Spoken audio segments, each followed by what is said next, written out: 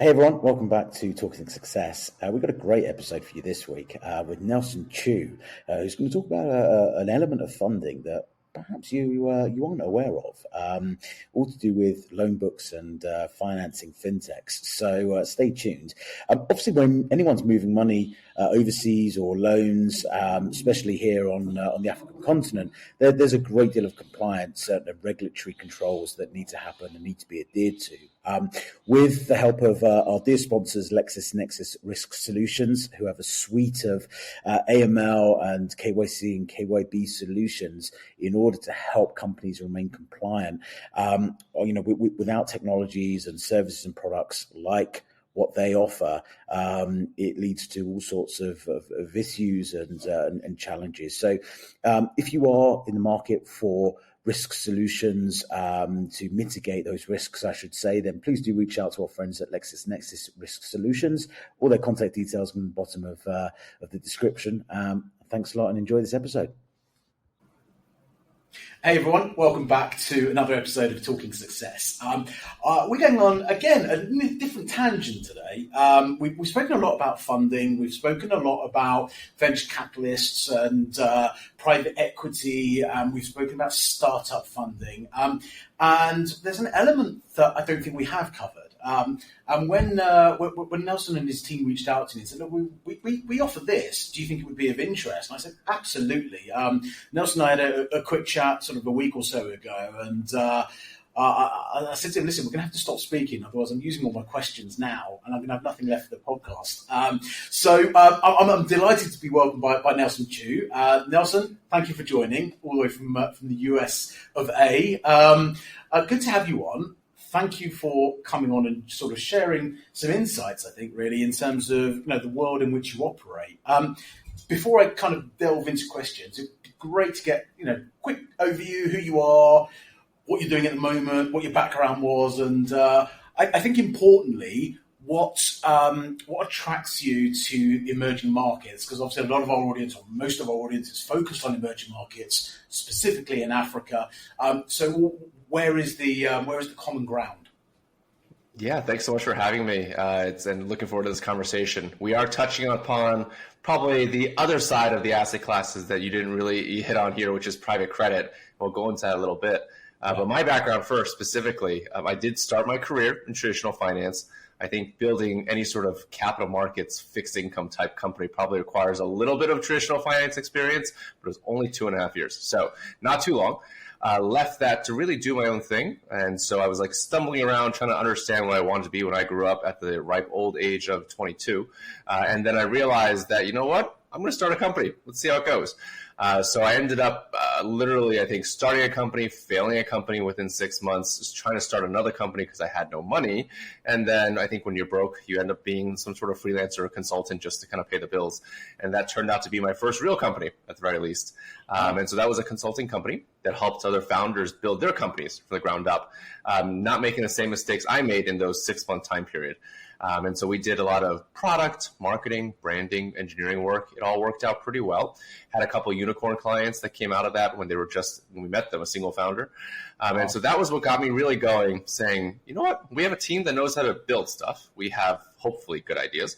And we also have good access to VCs and investors since we got to know them over the years. So why don't we build something the old-fashioned venture-backed way? And that's kind of how Percent came to be.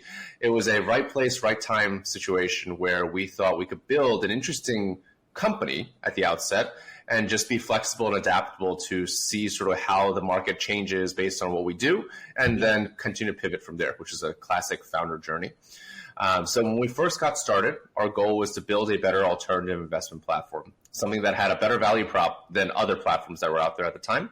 So that would mean shorter duration investments, like 1 month, 2 month products, which is great for the average retail investor. Lower minimum products. So instead of 25 grand, let's do $500. So you can almost like try before you buy the product and just invest for $500. No harm, no foul. If it works out, you'll be more interested. And make sure that our yields on these products were comparable to everything else that was on the market. So that was like 9 to 16% pre-Fed interest increasing rates in the US. So that actually worked out quite well, right? Like we had a lot of interest, we had a lot of people going for it. But ultimately, we realized there was no tech in the space whatsoever. And so in the asset class that is private credit, which I'm sure we're going to go into in a little bit as to what that is and how that affects everyone around us, it was one that we saw a huge opportunity to really build the infrastructure for the space, recognizing that if we were having these problems, literally everybody else probably having these problems as well. And from a technology standpoint, whether it's order book management, compliance management, portfolio monitoring, all those things are things that we knew we had an opportunity here to build on top of that. And that's sort of how we got to where we are today, which is pretty tried and true capital markets infrastructure, specifically for private credit markets. Fantastic. Right, let's unpack private credit. Okay, it may be a term that people aren't familiar with. I know when we first sort of spoke, I was like, I get the concept. I think I've heard it maybe called something else before. But let's unravel it. What is private credit? Where does it fit within the ecosystem? Who is it designed for? And how does it differ to other credit models there are out there? No, great question. And it's one I get asked all the time because they feel like they keep hearing about it. They've probably actually interacted with it and they didn't realize it. So private credit, let's just talk about private markets as a whole, because everyone knows public markets, stocks, bonds, things like that. On the private markets, you have a few core asset classes, right? You have private equity, and then the subset of that is like venture equity. You have real estate, you have infrastructure, and you have private credit, right? So private credit specifically, the easiest way to think about it is just non-bank lending, right? So going back to the global financial crisis in the late 2000s, you had a world where the banks were doing a lot of lending to consumers, to small businesses. And the way bank lending works is literally I have deposits that I have to pay very little interest for, and then I have loans that I extend that I get paid very high interest for, and then I make the margin, which is a great business to be in because your deposits is basically free, right, in terms of what you pay them. So wonderful. After the global financial crisis, all the regulators said, you know what? I'm going to make it very expensive for you to do consumer and small business lending because you kind of screwed up. And so the fact is, these consumers and small businesses, the need didn't change, right? They still needed loans, but banks weren't able or willing to extend them anymore. And so you had all these non-bank lenders come into fruition because to fill that gap, right? Now, private credit has been around for decades, but it didn't really take off until post-regulatory enforcement and post-global financial crisis. And that's when it really kind of skyrocketed. In that time frame, you had a lot of non-bank lenders appear, and they oftentimes were backed by VCs because they were like, this is a huge opportunity, great market, already established, people need it, but banks don't want to be here, right? And you saw this influx of companies that go into that space. Now, the tricky part with a non-bank lender is that they, unfortunately, again, are not a bank, so they don't have deposits, so they don't have any base to fall on or fall back on to be able to extend these loans. So they have to raise money from somewhere else, and they tap the private credit markets for that. So in terms of examples of private credit lenders that maybe people would recognize, you have these, buy now, pay later, even like student loan companies. Anyone that's private in that sector was effectively or is effectively in private credit. So in the US, you have like Affirm. Overseas, you have like Klarna. Those are all kind of non-bank lenders, private credit borrowers, things like that, that people probably interacted with when they checked out at an e-commerce site and didn't realize they were interacting with private credit. So as an investor in private credit, you have the opportunity to get exposure to their loan portfolio, right? So these are going to be millions of consumer loans, millions of small business loans that are all kind of pooled together so that in the event that one consumer says, you know what, I don't want to pay anymore, well, you have, call it 999,000 other loans that will help fill that gap just in case. So that's kind of the best way to think about what private credit is. Okay, very interesting. And then we'll get into kind of where that fits within the ecosystem at the moment, but in a minute. But from an investor's perspective, so as a private individual, I can go and invest, can I, within different portfolios? How do I go about doing that? Is that through your platform? Is that through some other mechanism? Is it regulated? Is there controls around this? How does that work?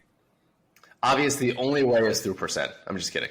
So there's obviously a lot of different private credit funds that have emerged to take advantage of this, right? The ones that you probably recognize because they're very well known: Apollo, Blackstone, Ares, KKR. Those tend to be pretty high minimum, and you have to get it through like an investment advisor, for example, or something like that. But those are available, right? And those are going to be arguably probably the safest because they are so large. They go after the largest companies. The yields are lower, but you do end up getting safety diversification in that way. Now, that's what we call like the large caps. There's middle market funds that are smaller than those guys, where you can potentially invest as I would say, generally like a qualified purchaser. So in the US, that means like 5 million net worth and up. But again, that's not terribly approachable because the minimums are still about 250K, right? So you have to really want private credit, or you're just have enough money that doesn't really mean that much to you. And then you get into lower middle market segment, which is sort of where we play in, right? And the lower middle market segment is where you get a lot of optionality. We do have those $500 minimums. We do have shorter duration investments, things like that, which is very attractive for what is normally a regular retail investor who may have like an equity portfolio and whatnot, right? In the US, you do have to be accredited to invest in private credit. So accredited means a certain income threshold or a certain net worth threshold. In this instance, it's like $1 million. But that is the one gating factor. That's a regulatory rule, not a percent rule. On the actual options to invest in a fund, you don't really have much say, right? You kind of just give it to them and they do what they please and they'll report back on statements as to how they did.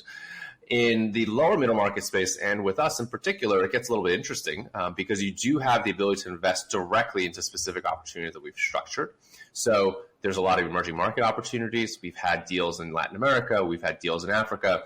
And you have investors who specifically like to invest in emerging markets, either because they see the opportunity, they see the alpha, or it's because it hits close to home for them because they may be, from that country or something like that and want to support companies in that region. The other option that we provide is also what's called like a blended product. Almost think of it like an ETF for private credit, where you invest in a theme. It could be ABS only, asset-backed only. It could be US only. It could be emerging market only. It could be total market, whatever it is. And every deal that meets that criteria gets a little bit of sliver of allocation. So you can almost like invest once and set it and forget it effectively. And that's a great opportunity to get diversification, similar to a fund, but with higher yield because it's a different segment of the market.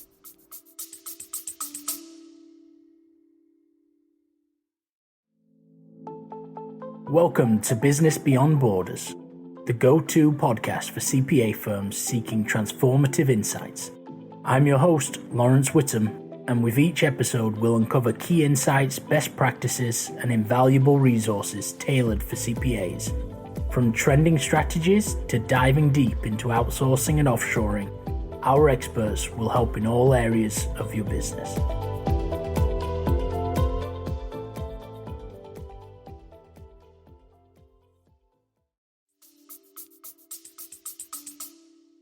Fantastic. It's super interesting. You obviously just mentioned emerging markets, you mentioned LATAM, and you mentioned Africa. Let's talk about that, if I may, because I think when we first spoke, I said, listen, love to have you on, but we kind of need to be, relate to our audience, which is, again, sort of 95, 99% across the African continent. Where does the business fit in that realm? What sort of whether it be case studies, if you can share them, I don't know if you can or can't, or examples of some of the projects that you've been involved in that have taken a company from X to Y. Can you elaborate? For sure, yeah. So we talked all about these, private credit borrowers. These are going to be your non-bank lenders, and they could also be corporate, like single corporate loans, right? You have like venture-backed companies who are looking to not take as much dilution, extend their runway, get to their next milestone, whatever it may be. Those are all options of private credit, right? You have a pool of loans that you're investing into, and that's called asset-backed, or it's a single company, which is just corporate debt. So the private credit industry naturally generally took off in the developed economies, right? Because there's a lot more capital markets infrastructure, it's more easily understood, and there's a lot less risk perceived, at least because in the event something goes south in Latin America or in Africa, it's easier to kind of chase the money because you live in the same country or live in the same state, even the same city as this person. So it does make it a little bit easier. Yeah. But what's been interesting is the ability for emerging market economies to grow very, very quickly and almost bypass a lot of the problems that were being had in developed economies because, for example, the US still requires you to write physical checks for rent, for example, or something like that, which is just absolutely ridiculous. That means that being able to chase a paper trail is a little bit more difficult, right? It's a physical paper trail.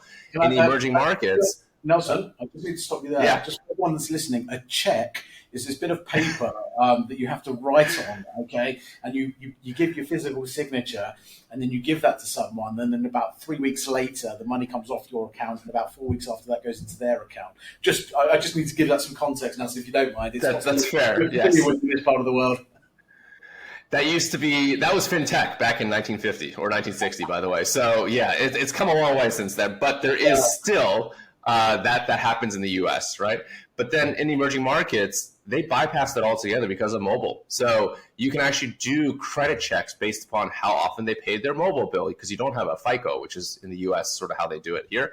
And you have a situation where everything is transacted through the phone, which means that there's a digital trail that you can actually chase and confirm and make sure things are happening. So in doing so, it gets to be really interesting in emerging markets because you have a level of technology that is arguably on par, if not better, because it is also so digital or so mobile first. And that's tremendous, right?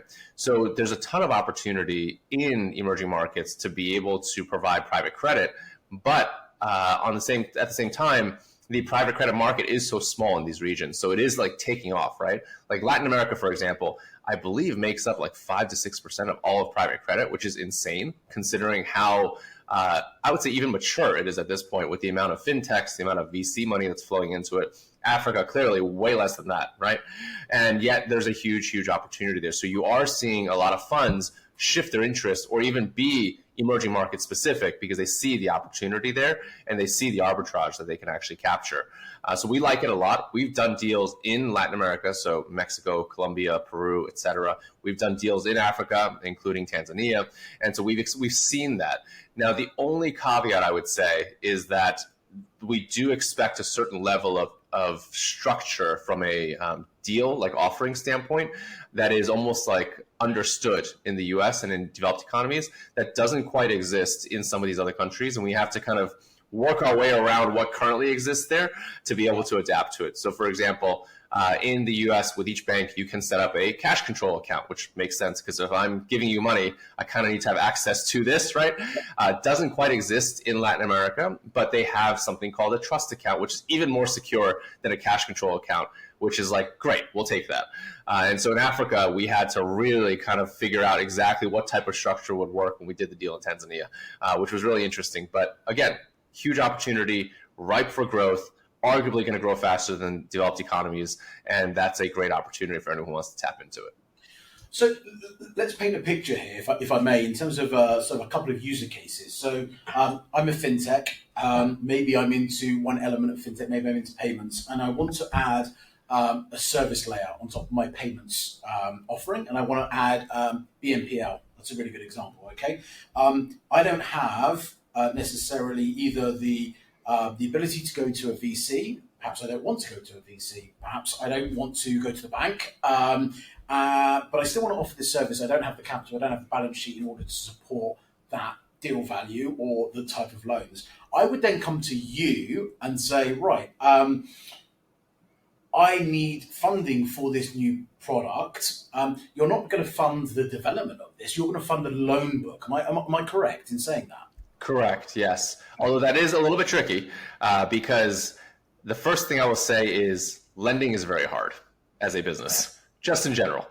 It's very easy to give money. The hard part is getting it back, essentially. That's the problem with lending. So in this instance, for a company, just using your example, because it's a good example, a company who doesn't do loans and doesn't do buy now, pay later will have no shortage of embedded lending, banking as a service, lending as a service type companies they can partner with to offer the product, right? And we have no shortage of ways to provide them the financing they need to grow that loan portfolio. But are they actually a good lender is a very, very big question. It's one that, I think as a embedded lending or embedded banking provider, you have no skin in the game, right? Like, it doesn't matter to you whether this succeeds or fails. You might lose a client, but at the end of the day, there's no balance sheet risk that you hold. We take that, or we hold that, which is very, very tricky, right? So we have to do a lot of work to ensure that you as a company actually understand how to do lending. And the even trickier part, I guess, is that because you talked about raising venture capital or choosing not to raise venture capital. Generally, every single lender started by raising venture capital because they couldn't raise money for anywhere else. They use equity, which is the most expensive form of capital, to finance their loan portfolio, build up a track record, and then raise debt. Yeah. The tough part of being a venture-backed lender is that venture growth, venture scale requires you to go ham on the loan portfolio, right? You need to kind of go like that. You can't just, I'm profitable now. I'm even more profitable, slightly more profitable. They don't like it that way, right? They want 10x, 100x returns, or at least the possibility of that. And with lending, every time you do that, the only answer is to widen your credit box generally and to spend more on marketing to be able to acquire that. So lending is hard as is. Lending as a venture-backed company is even harder because you need to be flawless in your underwriting capabilities. Okay. So, all right. So taking that into account, I'm a business, maybe I'm an established business with the current loan book, but I want to expand. I come to you. What do you need from me as a fintech in order to satisfy your requirements? Because obviously you're not going to lend money to ABC FinTech that says I've got 50,000 loan disbursements and this is my collection rate or my default rate. What is it that you need? And is this answer that question first because you might answer my second. Sure. Yeah. No. What's interesting about fixed income versus equity, although nowadays with the way venture capital is going, it's almost like structured equity, which is a whole separate ballgame. But at least on the fixed income side, you can structure away risk, right? And that's kind of the beauty of it. So even on our platform, we have like 52 different attributes and levers that we can pull around a deal to be able to structure away that risk. So just because it may be a C or a B level portfolio doesn't mean you can't make it a B or A level offering, right? Because of the inherent structures you put into it. So for example, let's say your total loan portfolio is $1 million, right? And your default rate is, let's say 5% over the course of the last 12 months. Well, I could just choose to actually give you 80 cents on your dollar, essentially, right? I'll give you 800,000, and historically, you've never defaulted more than 50 grand, so I shouldn't have any issues. I can also make you post up that additional $150,000 delta there, just in case, as like a fallback, right? That's like a reserve. I can also increase your rate to basically accommodate for that risk that I think I'm taking. There are so many different levers that we have to pull to be able to structure a transaction in a way that ultimately protects the investor. And so we've seen this time and time again. A loan portfolio may be very new. It may be gone through its own trials and tribulations over the years, but then now it's like right sized.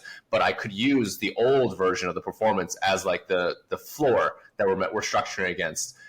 Things like that, right? So we never turn down somebody because its performance seems like iffy, right? We have to really dig into the details and see what's really behind the numbers, and then see if there's a way to structure around it. And that's kind of the beauty of credit versus equity. It's like, yeah, I mean, I hope you do well. I'm going to try and help you if you do well, but that's about all I got. And so, you can slap in all the liquidation preferences you want. It's not going to change the fact that the company doesn't do well. Your liquidation preference of 2x is still worth 0 at the end of the day. So, good luck.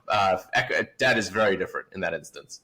So there must be a hell of a lot of sort of due diligence that you go through, your business goes through when you're onboarding, a new partner. How long does that take? Are we talking sort of months and months, or? No, I mean, this is going to be horrifying if our investors are listening, but they should know this already. So we raised about $48.5 million in equity over the course of the last 4.5, 5 years, right? Which is wonderful. But about $6 million of that went to legal, actually. And that is sort of tried and true in securitization, in fixed income, just in general, capital markets, right? And the reason for that is because we wanted to create a structure that was very turnkey. A traditional ABS deal, asset-backed deal, like financing a loan portfolio, which is what we've been talking about as an example, normally takes like 6 months in sort of the regular world, right? we've gotten to the point where as a structure, we can stand it up in about 2 to 3 weeks. So it's actually just on diligence at that point. Like, how long does that take? Because the structure itself is repeatable. And the beauty of a standardized structure is actually that it also makes comparisons possible. So all those 52 attributes that I listed out, or I talked about earlier, you can actually use those and compare them against another deal that's in our platform, right? So you can understand why it's priced a certain way because, oh, this one has a higher default rate, but they gave them less money. They gave them 60 cents on the dollar, right? And they also made them post up like 2x the collateral to backstop it in case something goes south. So yeah, this is technically a riskier portfolio, but a tighter structure, so it's priced less from a risk standpoint. All these things you can compare just in a table, side by side. And that is where $6 million worth of legal bills went, to create standardized templates, standardized structures, comparable structures, and it's worked out very well for the investors who are happy with the outcome of the efforts that we put into it. I'm not even going to talk about what lawyers charge. That's a whole other conversation. But okay, that makes sense. Next podcast, but yeah, absolutely, yeah. So I guess from a process, if I am a FinTech or I'm an MFS or whatever I am, and I'm interested in extending my portfolio, funding it through private credit. Is it fairly self-service? I mean, I come on to the platform. Do I sort of upload documents? Do I upload my balance sheet, my loan book, and what have you? Is there some sort of AI that's, because everyone uses AI, right? I mean, can't be a podcast if we don't talk about AI in 2024. Is there some sort of tech that sits behind that does some decisioning, or because of the value of not necessarily the value, but because of the criticalness of what you're offering as a service, so lending as a service? I don't know if that's such a thing, but maybe it is now.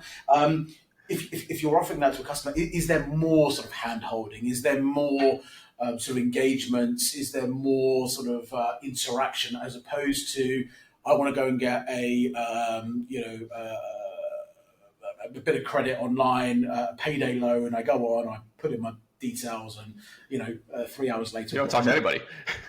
So yeah. No, great question. Is it high touch? Sure. So yeah, everything we've talked about thus far has almost entirely been our marketplace, right? We have borrowers who are, let's say, FinTech lenders who need money.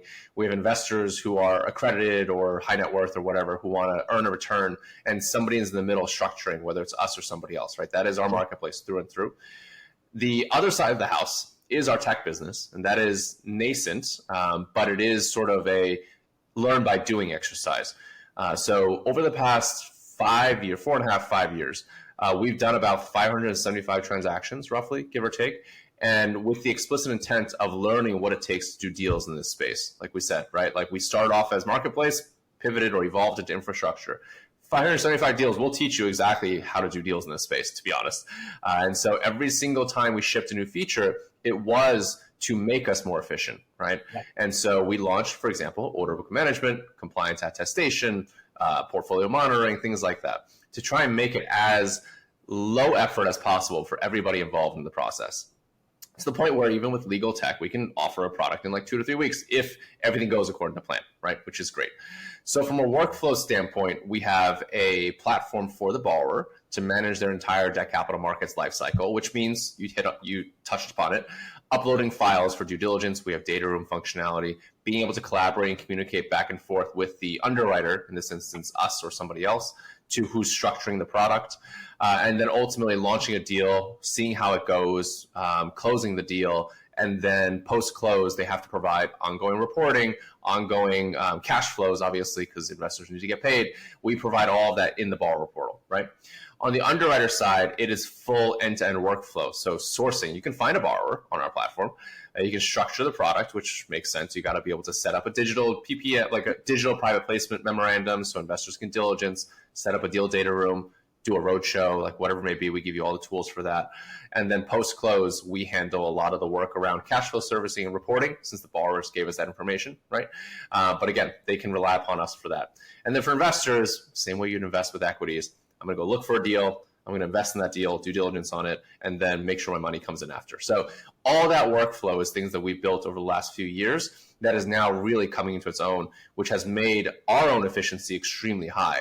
And so we're running from a gross margin standpoint, like some SaaS company level margins, essentially, which is incredible to hear for a marketplace, which is normally very heavy lift, which is, again, proof that I think the tech is working and it's making us better. So hopefully everybody else can be better as a result as well.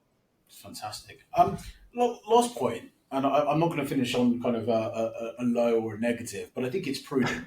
Okay, and you mentioned it a couple of times, the sort of the risk factor, and again, I think there is always an element in investing, especially in emerging markets. There is volatility. We have civil unrest, we have political unrest, we have lots of different things that contribute to quite a rocky market, okay, or markets. But by having a kind of a control account or maybe an escrow account or something of that ilk, how are you protecting your investors, and how are you ensuring that when you're dispersing these kind of relatively big ticket loans or financing, that you are able to recover that? Because there's also been a lot of stories, and we don't need to start talking about FTX. I'm not suggesting that this is anything like that, by the way. But there is a bit of nervousness around the market, from investors' perspective, but also I think from a fintech's perspective, saying, okay, I can go and get a loan book of $1 million. How do I know that those funds are going to be there tomorrow, right? So what is the protection on both sides? Yeah, and I think there's rightfully so some semblance of a concern or question around risk, right? And equities is viewed differently than debt, because debt, it's kind of like, I expect it to be there if the company does what they say they're going to do. Equities is kind of like, I hope it works out. I have already written this down to zero, just in case, right? Like you kind of go in with your eyes wide open. If you don't as an angel investor, then I think you need to, start to get there generally. But for the debt side, yeah, you hope it performs.